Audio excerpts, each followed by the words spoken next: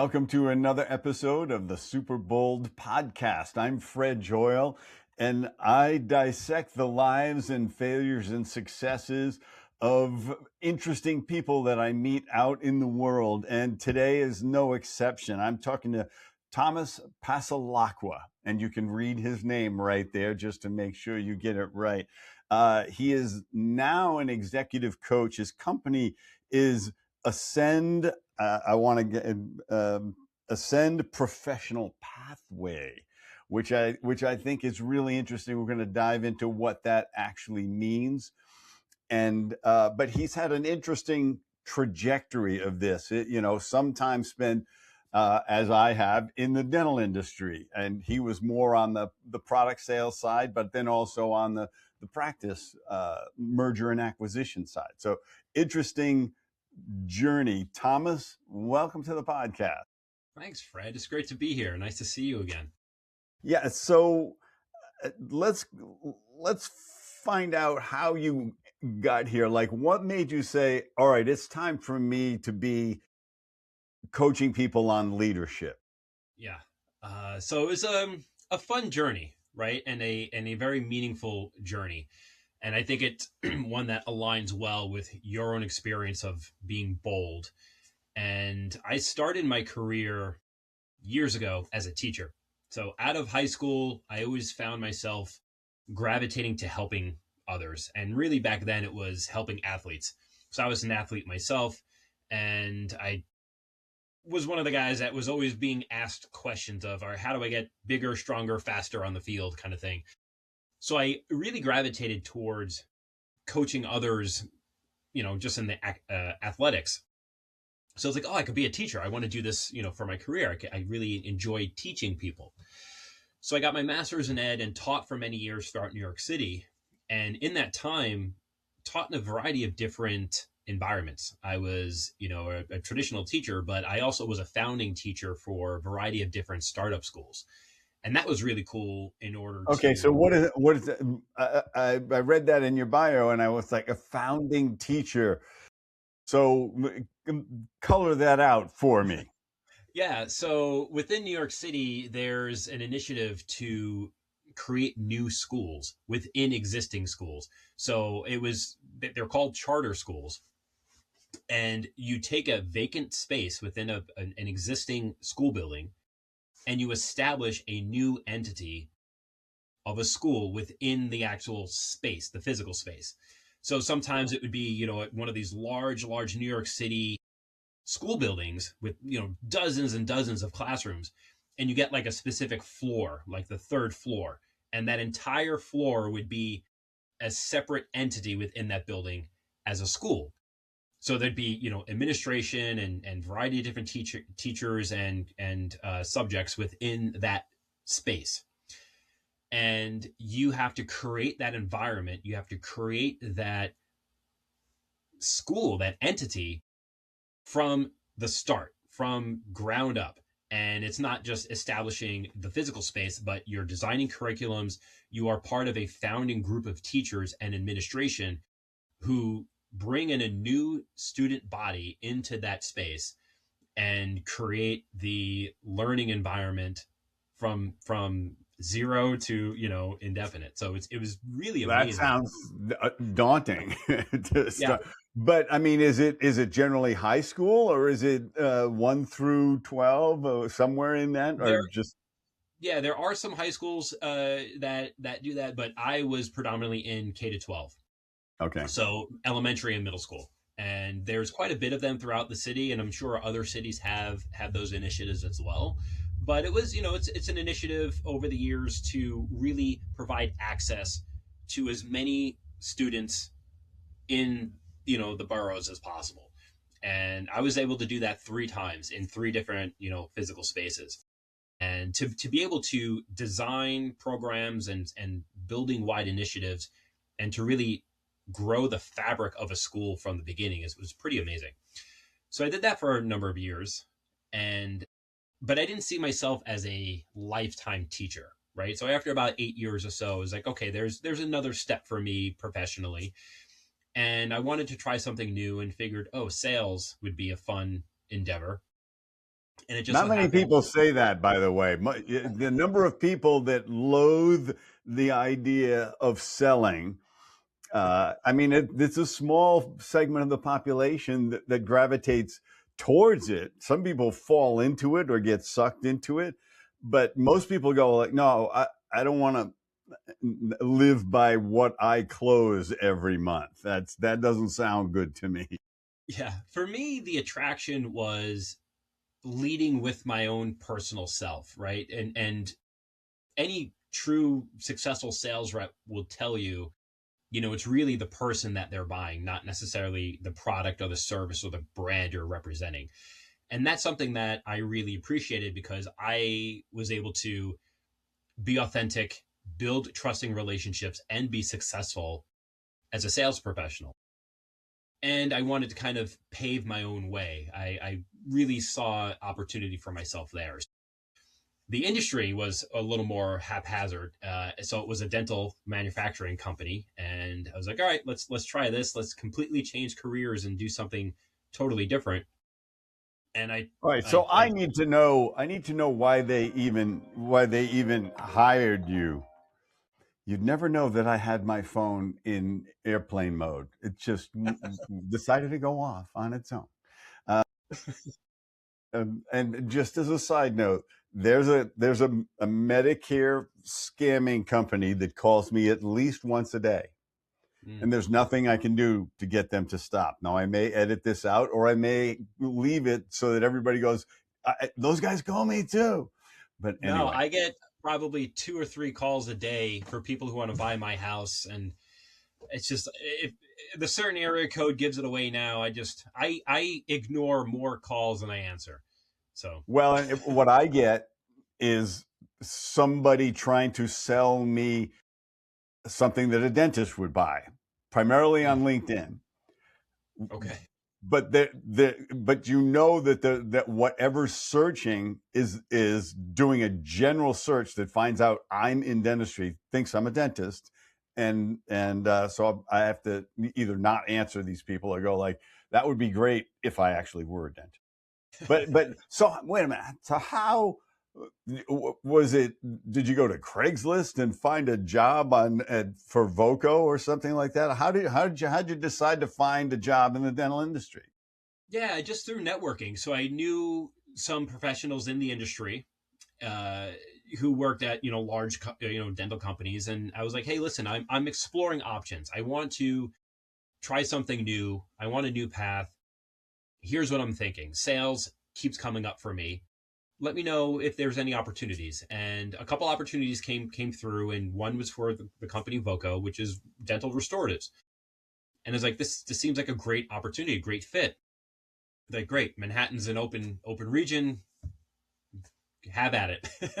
And I found myself, a small fish in a big city of with literally a briefcase of dental products because that's all I had at the moment. And I'm like, all right, let's see how this goes. Uh, but I relied on the skills I honed as a teacher and as an effective educator and built really good relationships. I came at it from an educator's perspective. So, being in sales, my goal wasn't to sell, my goal was to educate. And I got really interested in clinical dentistry and was able to speak on the same terms as clinicians and staff and really understood the product and its solutions and really figured out how this can help dentists and their practices. And coming at it from an education perspective allowed me to be authentic and to excel in the role. And I was a top performing rep after a number of years. And then I started to train and mentor other sales reps, which was like a natural, marriage for me because I loved education and teaching and I loved sales. And here I now I'm doing them together. So I'm starting to develop that. And I presented that, sales meetings and started to do web training for them. But then an opportunity to work for a DSO came up. And, that was Okay, so about 5 hold on. years ago. We'll explain what a DSO is to the non-dental listeners, which are most of my audience. Um, but you said something which was interesting, is that you went into sales with sort of different training because you understood that you had to develop trust by who you were and what you knew. That would lead to them buying from you rather than you selling to them. And it's a very, very different mindset. And most people don't understand that. You know, when I trained the salespeople at 1-800-DENTIST and I trained myself, because I had terrible sales training experience early on in my life. And so I said, we're not going to operate this way. We're going to treat people who work for us a certain way, but we're also going to treat that client a certain way and establish a connection with them, because my business was a long-term relationship. These guys paid us month to month, for some of them for decades, but many of them years and years and years. So it wasn't like a one-off sale. You were doing the same thing with Voco. It was a long-term relationship of you recommending the products that were appropriate for them, not just, hey, buy this great new piece of technology and good luck getting service on it. Yeah, So no, exactly. And the key points that you hit, the trust, the long-term relationship, the value. And it wasn't, you can find some success early on, but really my success happened months and years down the line after I built that consistency, that those relationships, that value, that trust. And it's those enduring relationships that are more authentic and genuine that allowed me to excel. And, So give me a sense of the ramp up. What was, because everybody working in sales wants to understand, when do I start to click? When does the market penetration happen for me personally? And I think it's different for everything, but you have to commit to some time where it's almost like social media in the same way, where you can have a certain number of followers, 10, 20, 30, start to show up 40 or 50. And then all of a sudden it sweeps up and you start to add 1,000 at a time. But you never know when that's going to happen. But you have to accept the fact that you're going to almost flatline for some period. How long was that with Voco? it was a good number of months.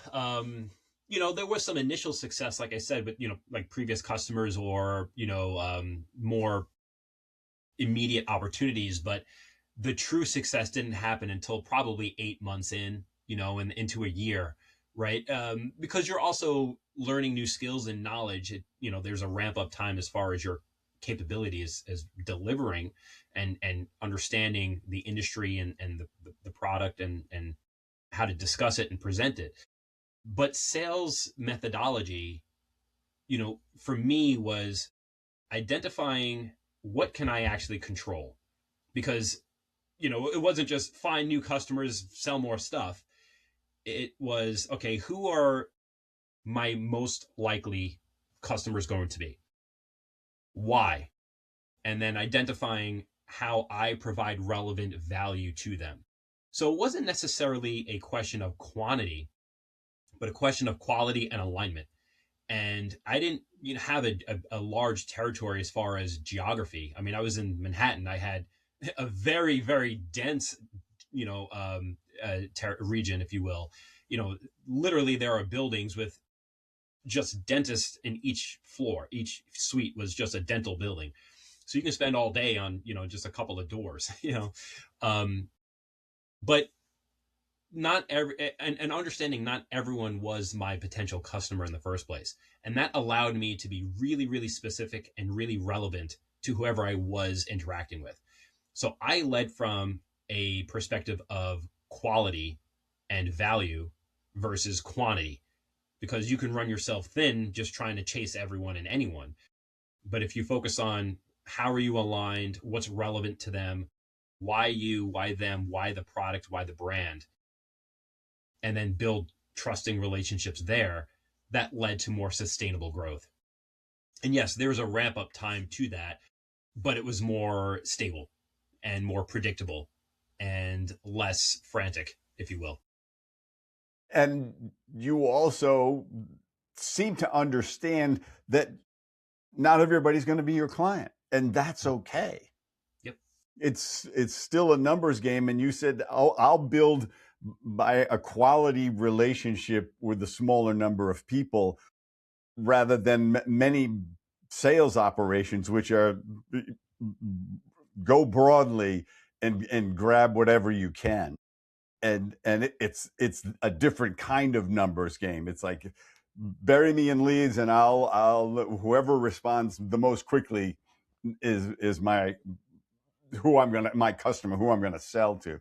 So you had an interesting, the transition from education, I think, was so valuable because you had to be a communicator. You had to be effective at and educating in a way that, as we know, there's teaching and there's learning, and sometimes they don't meet. And so you had to be an effective educator. And so as an effective educator salesperson, you were more effective. Yeah, and Interesting. really the philosophy behind that was being really relevant to the individual or the customer. And it was really understanding what their priorities are, what challenges they have, what solutions they're looking for, and paying attention to what's unique to them. And you could have the same product, the same service that you're presenting to all of your customers, but you're presenting it in a way that's unique to each individual customer, because everyone has a unique need and unique solution they're searching for. So when you mention effective communication, that communication for me was really understanding what their priorities are, and then linking how my product or my service can provide that solution and making it more personable for them. And that, again, allowed me to have more sustainable success. So yes, and that's foundational for education, because you can have a classroom of middle school kids. You have to engage everyone, and it's really that engagement that was a skill I didn't take for granted, because that came more naturally to me as a seasoned educator, where newer sales professionals might not see that, and they are just kind of rinsing and repeating the same pitch or their same presentation, but at the same time it's not going to be received the same way by each customer that you're trying to connect with. And I think that's another element of how trust is created, is you're not behaving in a one size fits all. Exactly. You started to learn that these dentists, they like certain types of, let's say, adhesive material, and they're married to it. So you're never going to try to talk them out of it. But you may say, what's interesting? A whole bunch of my clients have switched over from what you've been using to this. I wonder if you'd be interested in trying it. And because of your relationship, they, even though they love that, they hate to change anything because they want to just keep moving all the time and get everything done as fast as possible and be very efficient with the patient and get reliable results. They're going to listen to you anyway, because you've created this bespoke relationship about, I understand how you like to do things. This might be of interest, but otherwise keep doing what you're doing because it's not broken. But if you want a little tweak, I might have one for you. And you do that successfully a few times.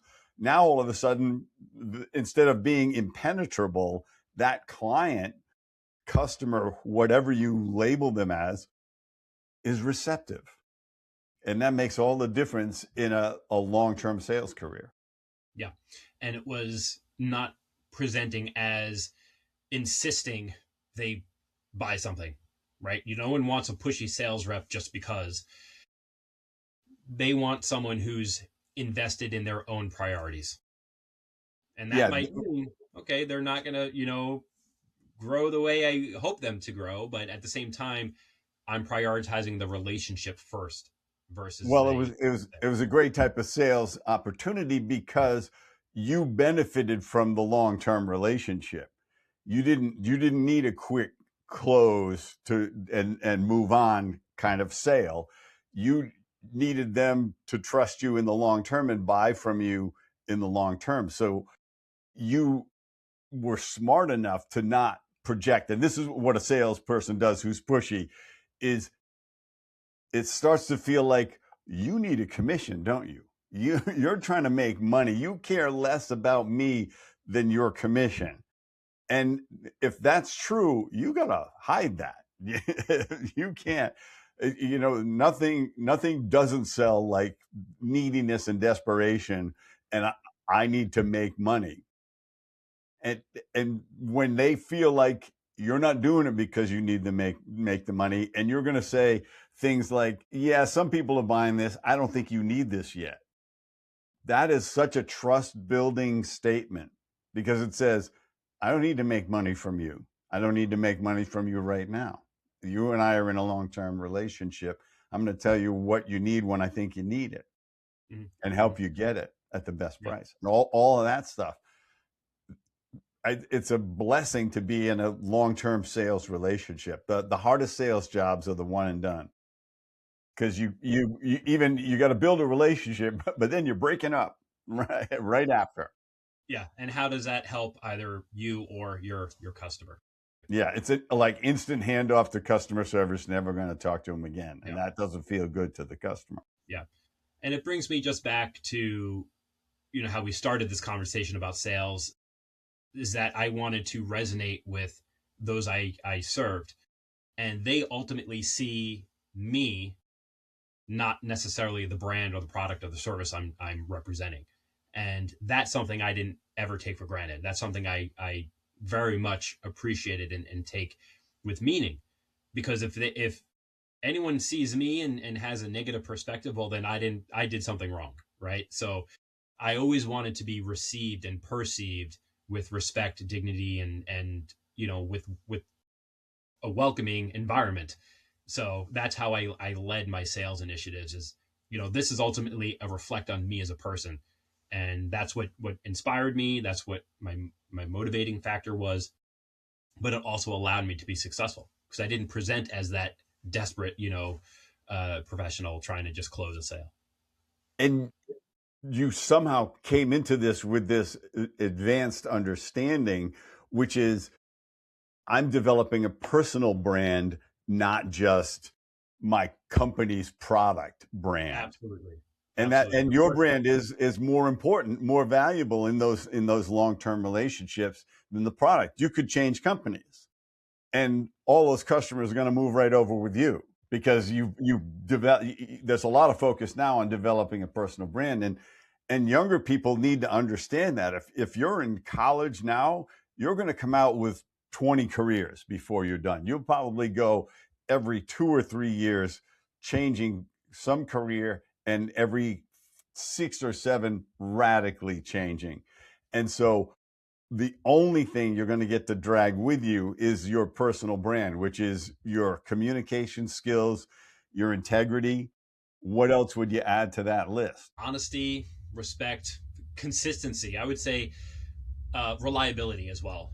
That skill of just being available and reliable and responsive will allow you to stand out in this modern age, where ghosting and just delay and false promises and just missed opportunities are rampant, right? And that's one that I keep coming back to, is if someone is just responsive and reliable, right there, they're already ahead of the pack. Yeah, because everybody else is ghosting. They're making it easier for you to be reliable by just responding within a reasonable amount of time. Yeah. So I don't know where we're headed, but at the very least, just be accessible, responsible, responsive and reliable, and that will get you pretty far. And then you made another jump. You stayed in the industry, but then you made the jump to, you said DSOs, which is dental support organizations, which are essentially group practices for the lay person out there. It's multiple dental practices, anywhere from 5 to 500 or 1,000. Yeah. No, there's quite large ones out there nowadays. But I moved to a group based out of New York, who was in rapid growth phase. And I came on as part of the business development team to help them grow. And it really was another great compliment to where I had great connections, a great network in the industry, in the region that they were based out of. And they were looking to bring on just a slew of new acquisitions because they were growing. They had great offerings, great support for their partners.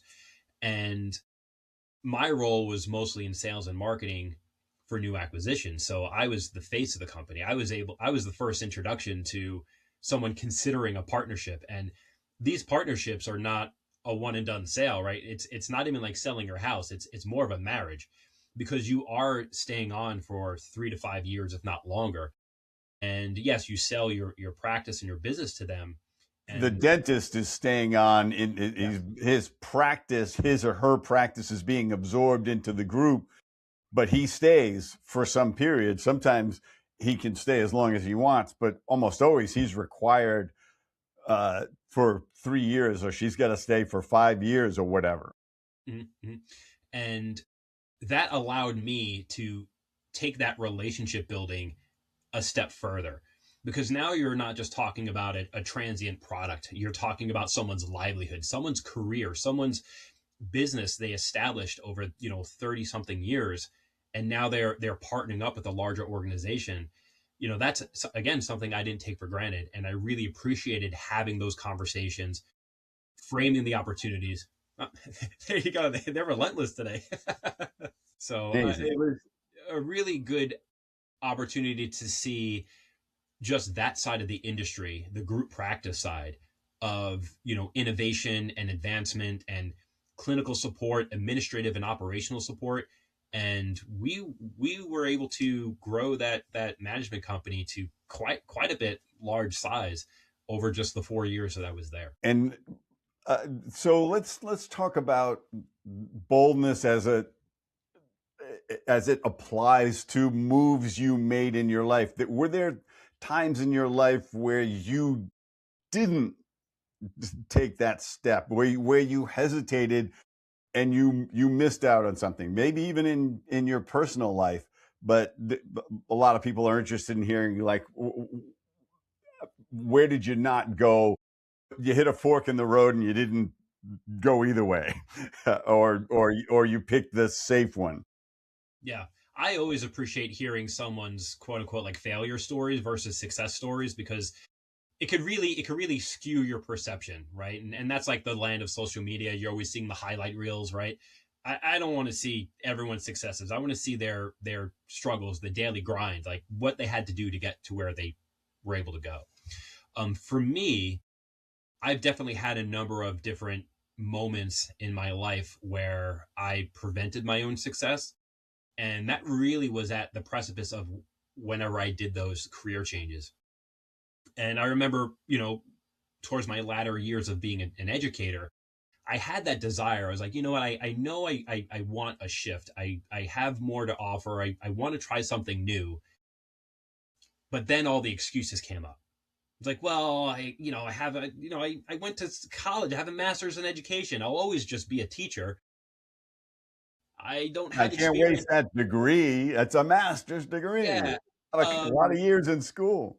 Yeah, or I don't have any relevant experience. I can never succeed at something else, or I don't know anyone. There's more excuses than we know of to that prevent us from taking any step. But after some time, I was like, all right, opportunities aren't just going to present themselves. I have to break out of my comfort zone to find them. So I had to be bold enough to challenge my own self, my own declarations of what I believed were preventing me from, moving forward. And once I started to commit and open up my perspective of, okay, let's at least try. And then I started talking to people. And then before you know it, opportunities started to show up. And then I realized after some time, oh, there are transferable skills. Being an educator was a strength, it was an advantage I have, and just like we were talking about. And then in hindsight, it absolutely was a compliment for me to transition from teaching into sales. And then a number of years later, I was in the same position. I was like, okay, I'm striving for more. I'm established now. What's the next step for me? All I've ever done was be a sales rep. I don't have any experience doing something else. How am I ever going to break out of this level that I'm at? And the same excuses came up, and I'm like, you know what? This doesn't make sense anymore. It's So I had to starting be to sound told, from the negative voice is starting to sound familiar though. yeah. It's like And you and said this last time and you weren't right, So and for me, the boldness came from challenging myself again, because it wasn't there was only one other person in the world who ever prevented my own success, and that was me, right? And I'm sure you speak to more than enough people who have the same experience. yeah. And Nobody stops us as much as we do. absolutely. In fact, it's the opposite.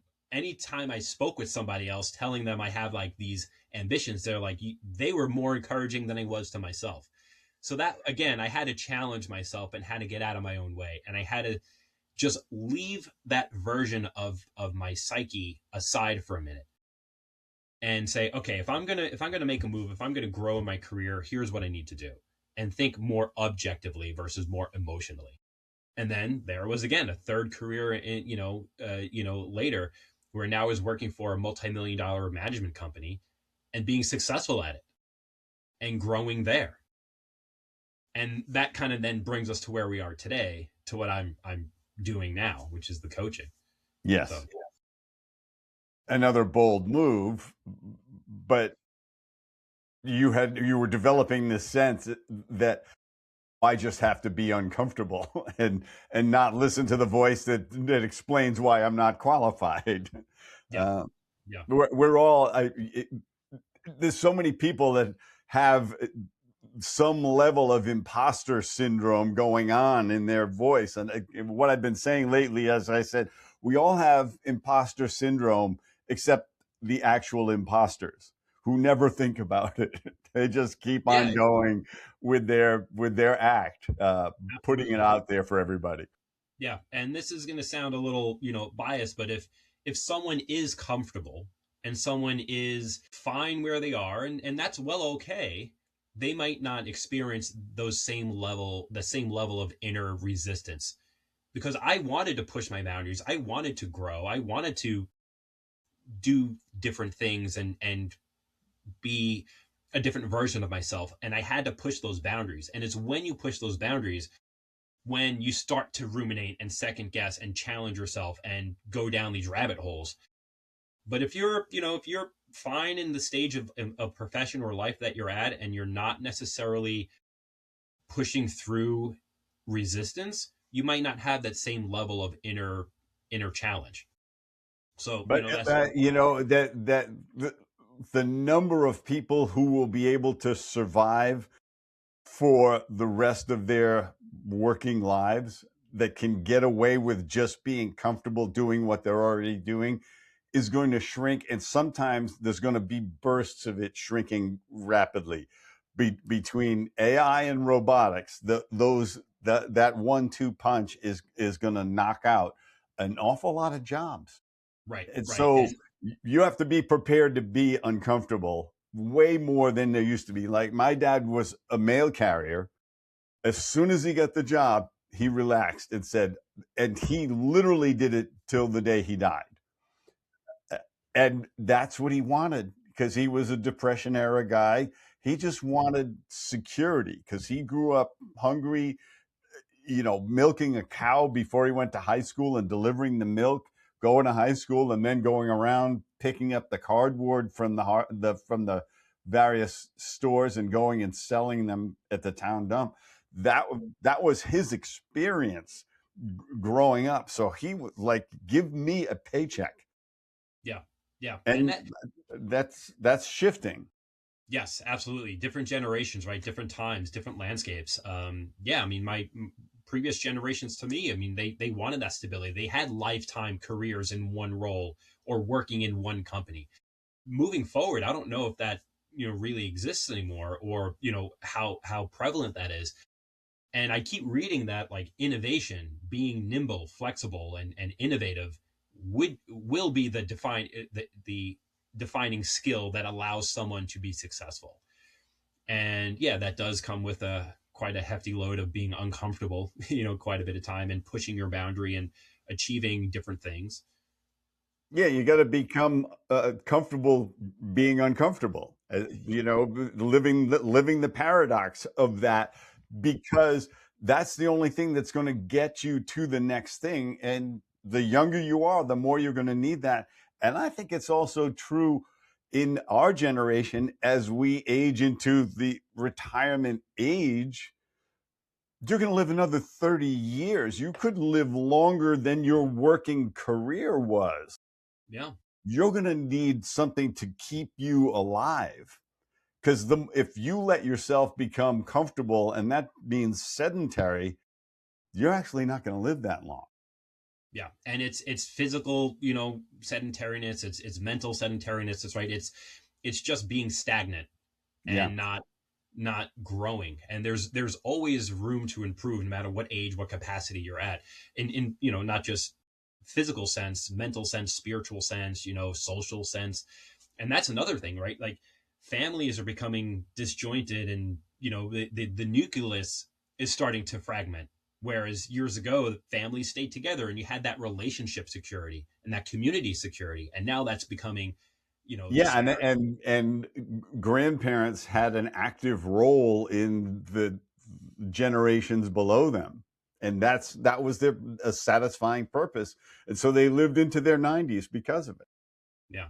Yeah. And there's a lot behind here. And, it's fun to kind of talk throughout these nuances, but at the core of it, being bold and pushing against that resistance will allow you to, kind of navigate just these changing times and just the way the world is right now. And I mean, I don't know what my kids' futures are going to look like, but if I could build resiliency and flexibility and nimbleness in them and creativity, not just hard skills, but those soft skills that you're going to need to navigate an unpredictable future, like that's my priority right now.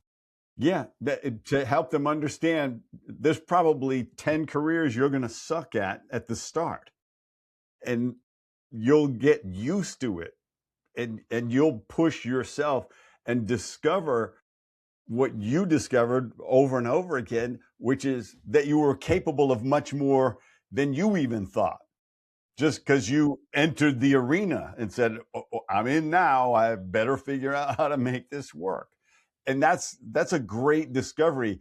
And I think you would never know that I am in airplane mode. I'm going to talk about this for a second, because uh, I'm going to cut this out, but it's because my laptop wants to answer the phone too, and there doesn't seem to be a way to tell it not to do that. These But things have their own minds these days. So yeah, yeah, I don't think and you where have a the choice hell was anymore. I was on a roll there, and I lost it. But you're going in learning that you are going to suck, you'll get used to not being good at something until you're good at it. That will be part of your MO, and that's part of an essential part, really, of resilience. And I worry that not a lot of younger people are learning resilience. They're overprotecting themselves, or their parents are overprotecting themselves, trying to make it easier for them all the way. That's not going to work. Yeah, and it goes back to the point we were talking about before. You can have every person in your community telling you you are capable and you can do it, but if you don't believe it yourself, and if you haven't lived it through yourself, you won't truly believe it. And that was my experience until I proved to myself that I was capable. I was able to transition and change careers and learn new things, and not just be successful, but excel at things I thought were so far out of reach. I had to prove myself wrong a number of times. That imposter, I had to prove him wrong many, many times over, until those that confidence in myself was established because I've done it. I Yeah, don't think I would have.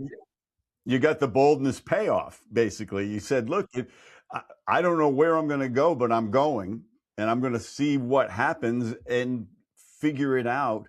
And you discover things. You discover unexpectedly positive things about yourself, your capabilities, about opportunities, about what you enjoy. and also learned that, I think the other lesson of your life is you learned that there are arcs of enjoyment to each part of these careers. Don't milk it, don't run it dry. If you start to feel like I probably should be moving on, you should move on. Find that thing, go get uncomfortable, go be inexperienced again. Yeah, being new at something, it humbles you, but it also creates that excitement, that drive to want to close that knowledge gap. And that was something that complemented me really well. So now you've become an executive coach and you've formed Ascend. Yes. So the theme to where, kind of brings us to where we are today was that initial inspiration for me helping people, which stems back from when I was younger. And that was the one constant throughout my career that I always tried to find, was the ability to connect with someone, help them directly. And I wanted to pour my energy outward into other people's success. And once I discovered executive coaching, it really was a marriage between education, sales, business development, like all the aspects of my life wrapped up in my passion of enabling someone else's success. And once I started learning about it and then going through the process of getting certified, and it was a robust certification process that took, quite some time, I found myself not only enjoying it and engaging fully with it, but being quite good at it. And already, like, during the process of getting certified, there's, quite a bit of practice hours that go along with direct coaching. I found I was able to really facilitate someone's growth and progress. And that just fueled a fire. And then I had that idea of, I can try this. I could do this on my own. Or like I could create that life, that career that really resonates with me as an individual. That's unique to me and my values and my ethics and my purpose. And then there's that damn imposter that came back, and he was louder than ever. And I can tell you, Fred, like, I struggled for quite a bit of time just having the desire and the passion and the drive, and at the same time, the exact opposite feeling and excuses and resistance. And I really had a breaking point to where I got exhausted of getting in my own way and making that excuse, because I have one feeling of aspiration and excitement, and then a second later have a self debilitating, anxiety about even considering doing something. And I had it, and I was done with it. And I created these systems, these objective perspectives that allowed me to just break through that.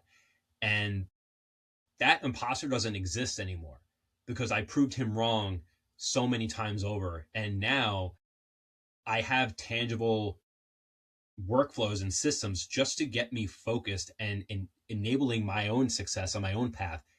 So the version of me that tried to prevent my own success doesn't exist. It's wild how I had to be that bold and challenge my own self. And yeah, so what I'm doing today is enabling people to do exactly that for themselves, both in their business, careers, personal lives. So I lived it. And it's nice to finally feel that I'm on a path that is unique to me, that is resonating with me, and that there's no one else in my way anymore.